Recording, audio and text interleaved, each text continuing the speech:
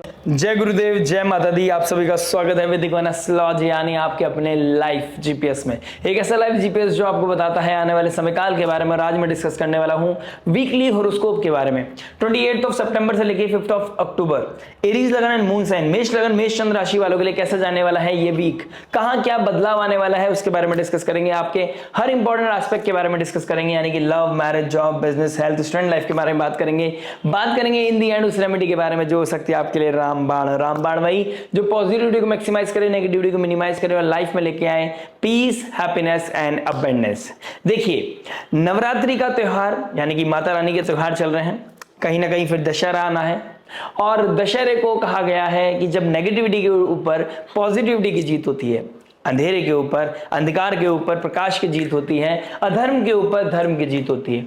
और इसको एस्ट्रोलॉजिकली समझने के लिए हमें देखना होगा कि क्या पोजीशंस बन रही हैं। एक तरफ शुक्र और केतु का सेम डिग्री पे आना, 2 अक्टूबर टिल 2 अक्टूबर एंड 3 अक्टूबर को शुक्र केतु जहां एक साथ युति बनाएंगे। शुक्र जो लग्जरी के कारक हैं, केतु जो डिटैचमेंट के कारक हैं, कहीं ना कहीं मोक्ष की तरफ लेके जाता है, लिबरेशन की तरफ लेके जाता है। Shukradev love, relationship, marriage, beauty, luxury, comfort, happiness इसके कारक है। तो दो विपरीत एनर्जीज एक साथ कोलाइड करेगी एक सेम डिग्री पे।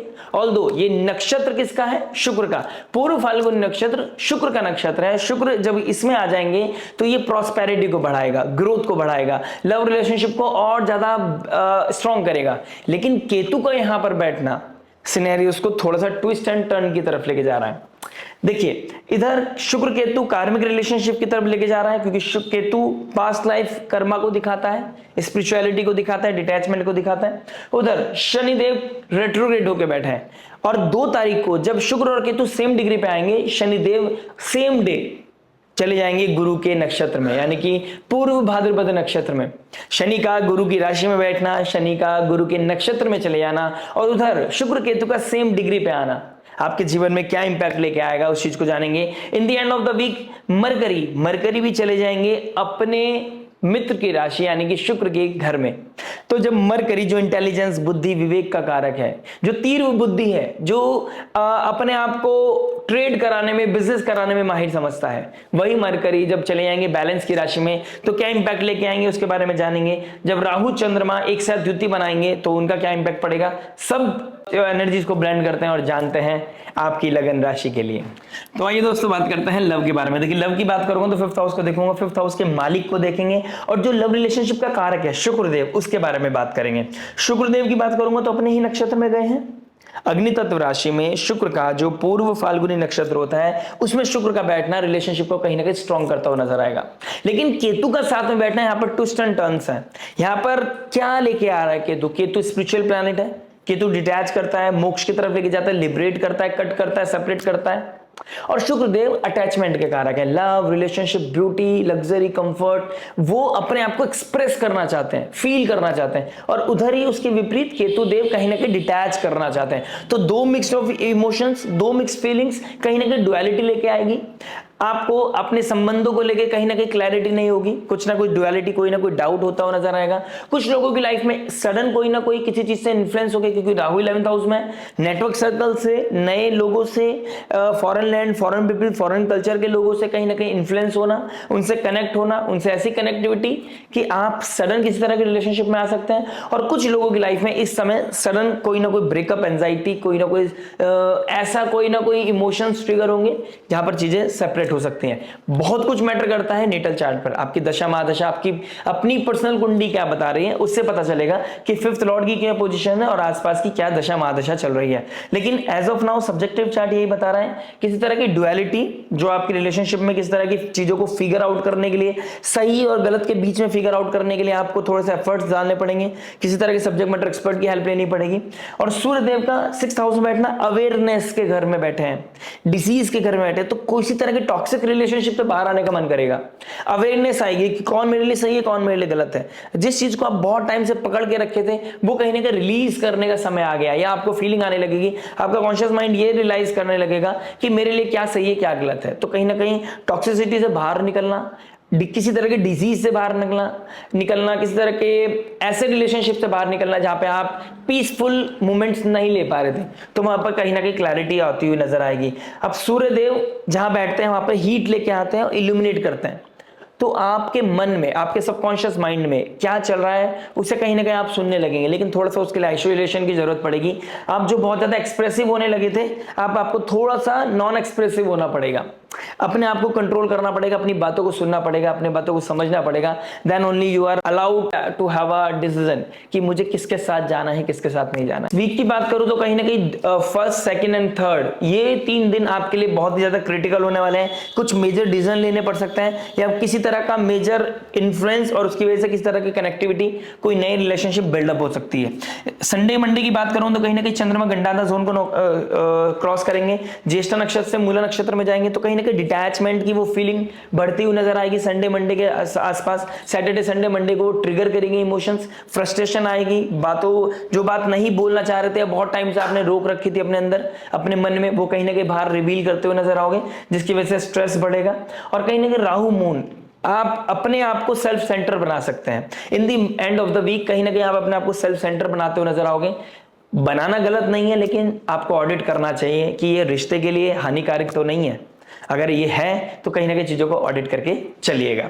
बात करते हैं मैरिज के बारे में। देखिए मैरिज क्या बता रहे हैं। मैरिज की बात करूंगा तो 7th हाउस में मंगल का बैठना, लगन का स्वामी बैठा है मंगल में, मंगल बैठा है 7th हाउस में, और जुपिटर का 5th एस्पेक्ट पड़ रहा है। जुपिटर का 5th एस्पेक्ट पड़ना 7th हाउस पे कहीं ना कहीं ये हीलिंग की तरफ दिखा रहा है। लेकिन राहु मून का कॉम्बिनेशन और राहु का जो इंपैक्ट 7th हाउस पे पड़ रहा है वो कहीं ना कहीं ट्रबल दिखाई दे रहा है।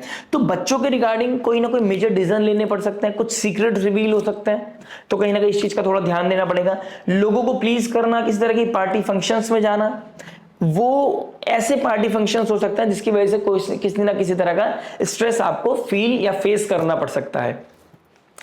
सैटर्न का उत्तर भाद्रपद, पूर्व भाद्रपद नक्षत्र में जाना और शुक्र और केतु का सेम डिग्री पे आना, कहीं ना कहीं बच्चों को लेकर, फैमिली को लेकर ट्रबल बढ़ता हुआ नजर आ रहा है। किस तरह का एग्रेशन, छोटी छोटी बातों पे कुछ ऐसा टर्मोइल जहां पर आपकी नेगेटिविटी ट्रिगर कर सकती है। अपने आप को पॉजिटिव कैसे कर सकते हैं? देखिए पॉजिटिव रखने के लिए आपको गुरुदेव बृहस्पति की हेल्प लेनी पड़ेगी, प्लस मंगल को एक्टिव करना पड़ेगा। अगर आप घर में बैठकर किसी चीज का वेट कर रहे हैं या किसी चीज को आप बहुत टाइम से कह सकता हूं मैं, बहुत टाइम से आप किसी चीज को बियर कर रहे थे, अब आप किसी चीज को बोलने लगेंगे, सेल्फ रिस्पेक्ट के बारे में बात करेंगे, कहीं ना कहीं घर में क्या सही है क्या गलत उसके बारे में बात करेंगे। लेकिन मैं आपसे चाहता हूं कि ये मंगल आपसे ऊर्जा को बाहर निकालना चाहता है। आप किस तरह का थोड़ा वर्कआउट कीजिए। वर्कआउट करेंगे तो कहीं ना कहीं आपका मंगल ट्यून्ड होगा। मंगल ट्यून्ड होगा तो कहीं ना कहीं जो 7th हाउस में नेगेटिविटी आने वाली थी उससे आप बच जाओगे। कहीं ना कहीं शुक्रदेव पार्टनरशिप का कारक है, तो प्रोफेशनल लाइफ में किसी तरह का ट्रबल आपकी मैरिड लाइफ को भी इंपैक्ट कर सकता है। हो सकता है जो आपकी डिजायर्स हैं या पैसा आमदनी अठन्नी खर्चा रुपया हो सकता है, जरूरत से ज्यादा आपके एक्सपेंसेस बढ़ सकते हैं, उसकी वजह से कोई ना कोई ट्रबल आ सकता है। और सैटर्न का 3rd एस्पेक्ट आपको यही बता रहा है कि जो आपने रिसेंटली कोई इन्वेस्ट किया था वो गलत इन्वेस्टमेंट फील हो सकती है या उसका कोई ना कोई प्रेशर आपको फील हो सकता है, स्लीपिंग पैटर्न जिसकी वजह से आपका डिस्टर्ब होता हुआ नजर आ रहा है। बात करेंगे जॉब के बारे में। देखिए जॉब क्या बता रहा है। जॉब की बात करूंगा तो 6th हाउस को देखूंगा। 6th हाउस के मालिक बनते हैं मरकरी। मरकरी उच्च होकर बैठे हैं सूर्य के साथ, तो कहीं ना कहीं अवेयरनेस आपकी लाइफ में आती हुई नजर आ रही है। जो फाइनेंशियल सेक्टर में काम करते हैं, जो कहीं ना कहीं फाइनेंसेस एमएनसीज में काम करते हैं, आईटी कंपनी में काम करते हैं, किस तरह के ऐसे प्रोजेक्ट में काम करते हैं जहां पे टेक्नोलॉजी बेस्ड कोई कार्य है, उनके लिए फ्लरिश करने का बहुत अच्छा समय है। बैंकिंग सेक्टर, गवर्नमेंट जॉब, उनके लोगों के लिए भी कहीं ना कहीं बहुत ही अच्छा एक अपॉर्चुनिटी मुझे दिखाई दे रहा है। कहीं ना कहीं किसी तरह का बहुत बेहतर इंसेंटिव बनता हुआ नजर आ रहा है। उसकी वजह से कोई ना कोई खुश होने की वजह, खुश रहने की वजह मिल सकती है और कुछ लोगों के लिए एक जॉब अपॉर्चुनिटी भी मिलती हुई नजर आ रही है। एक मेजर इन्फ्लुएंस आपके ऊपर जो पड़ने वाला है राहु मून का, एक नेटवर्क सर्कल का बहुत ज्यादा इन्फ्लुएंस आपके ऊपर पड़ता हुआ नजर आ रहा है। अगर आप किसी भी तरह के कलीग्स की वजह से, किसी भी कलीग के चक्कर में अगर आप अपने बॉसेस या किसी मेंटोर के रिगार्डिंग कोई किसी तरह के अपशब्दों का यूज करते हैं, गॉसिप्स करते हैं, तो वो कहीं ना कहीं कुछ चीजों को नेगेटिवली ट्रिगर कर सकता है।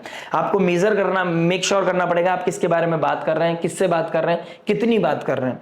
जॉब पर फोकस करना, अपनी प्रोडक्टिविटी पर फोकस करना, अपने आप को डिसिप्लिन करना, ये बहुत ज्यादा जरूरी है। और सूर्य मरकरी 6th हाउस में आपसे यही चाहते हैं कि जितना आप डिसिप्लिन हो सकते हैं उतना आपके जॉब के लिए बेहतर है। जो लोग इस समय क्विट करना चाहते हैं, जिन लोगों के साथ कोई ईगो क्लैश चल रहा है, जिन लोगों के साथ किस तरह की पॉलिटिक्स चल रही है, वो कहीं ना कहीं लाइमलाइट में आती हुई नजर आएगी, ज्यादा बढ़ती हुई नजर आएगी।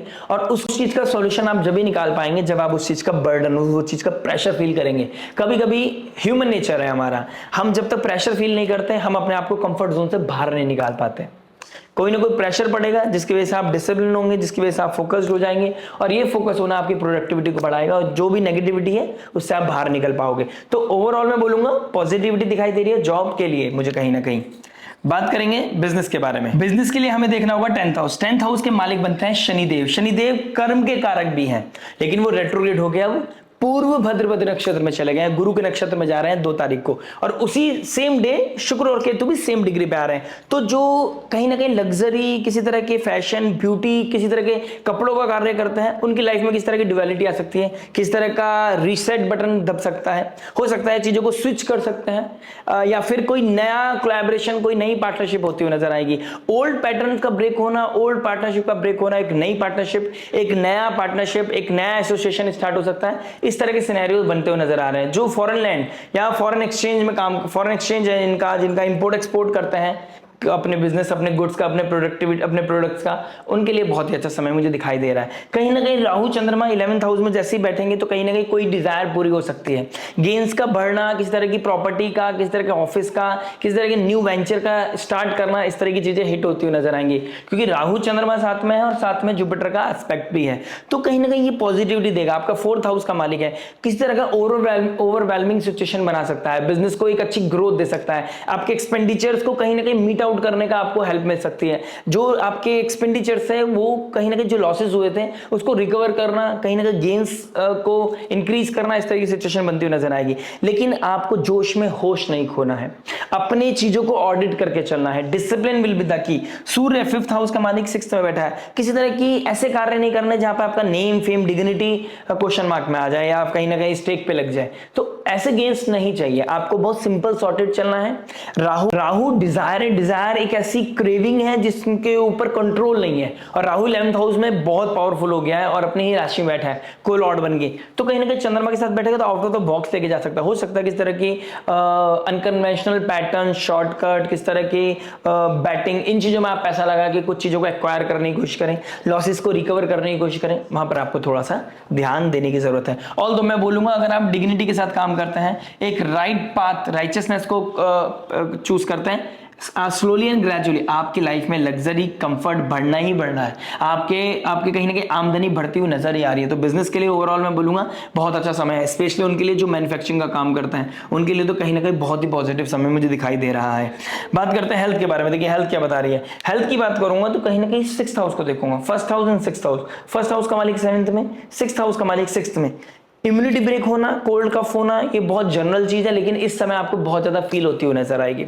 लोअर एब्डोमेन में कहीं ना कहीं पेन होता हुआ नजर आएगा। शुक्रदेव केतु के साथ बैठे हैं, सेम डिग्री बैठे हैं, 7th लॉर्ड 2nd हाउस का मालिक है। तो कहीं ना कहीं थ्रॉट में प्रॉब्लम या फिर आपके यूट्रस में, आपके रिप्रोडक्टिव पार्ट में दिक्कत परेशानी हो सकती है। तो हेल्थ को लेकर अपनी थोड़ा ध्यान रखिएगा।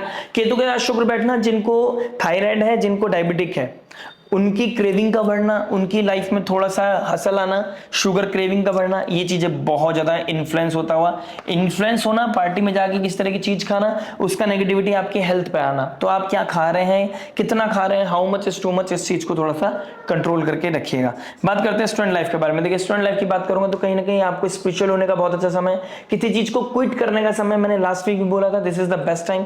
किस तरह का सेपरेशन, किस तरह की डुअलिटी, किस तरह का कंफ्यूजन आपको परेशान दे सकता है। पीक मोमेंट एक ऐसा आ सकता है जहां पर आप बहुत स्ट्रेस फील कर सकते हैं। इस समय, ऐसे काल में, ऐसे समय टाइम पीरियड में आपको किसी सब्जेक्ट मैटर एक्सपर्ट से बात करनी चाहिए। कोई ऐसा counsellor, healer, astrologer, father like figure, कोई फैमिली में ऐसा कोई इंसान जिससे आप बात कर सकते हैं, डिस्कस कर सकते हैं। फ्रेंड सर्कल इसलिए नहीं बोल रहा हूं क्योंकि राहु 11th हाउस में फ्रेंड सर्कल को दिखाता है। एक नया इंसान आपके जीवन में आके, हो सकता है वो किस एजेंडे के साथ आया है। You can't trust, blind trust आपको वैसे भी नहीं करना है।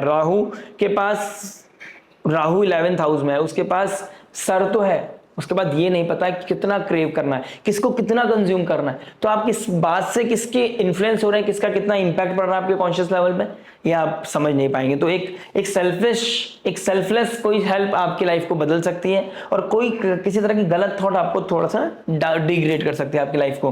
किस तरह की एडिक्शन, किस तरह के अल्कोहल कंजम्पशन में अगर आप पड़ जाते हैं, वही मैं बोल रहा हूँ नेटवर्क सर्कल का बहुत ज्यादा इन्फ्लुएंस दिखाई दे रहा है, तो वहां पर आपको थोड़ा सा क्रिटिकल और बहुत थोड़ा सीरियस होने की जरूरत है अपने आप को लेकर। अगर आप अपने आप को सीरियस नहीं होंगे तो कोई फायदा नहीं है किसी का भी कुछ बोलने का, मेरे कुछ बोलने का, ज्योतिष की वीडियो देखने का।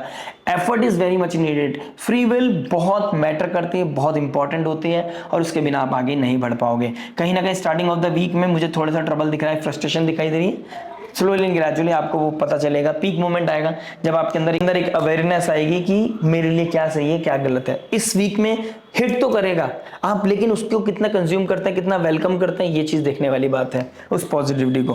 बात करते हैं फाइनली उस रेमेडी के बारे में जो हो सकता है आपके लिए रामबाण। देखिए आने वाली नेक्स्ट वीक में पूर्णिमा है, बहुत ही सुंदर पूर्णिमा है। उधर शनिदेव रेट्रोग्रेड होके गुरु के नक्षत्र में, गुरु की राशि में बैठे हैं। शुक्र केतु सेम डिग्री को क्रॉस कर जाएंगे, तो कहीं ना कहीं पूर्व फाल्गुनी नक्षत्र में शुक्र को बहुत पॉजिटिव करने की जरूरत है। लगन का स्वामी मंगल है, फर्स्ट हाउस को देख रहा है, तो हनुमान चालीसा का रिसाइड करना, देवी स्तुति का पाठ करना कहीं ना कहीं। और अगर आप फाइनेंशियली ट्रबल है या इमोशनली ट्रबल में जा रहे हैं ड्यू टू रिलेशनशिप, आपको माँ भगवती, माँ भवानी, माँ महालक्ष्मी की आराधना करनी चाहिए। माँ महालक्ष्मी सिर्फ फाइनेंसिस को नहीं दिखाती है, माँ महालक्ष्मी कहीं ना कहीं पीस को दिखाती है, सिक्योरिटी को दिखाती है।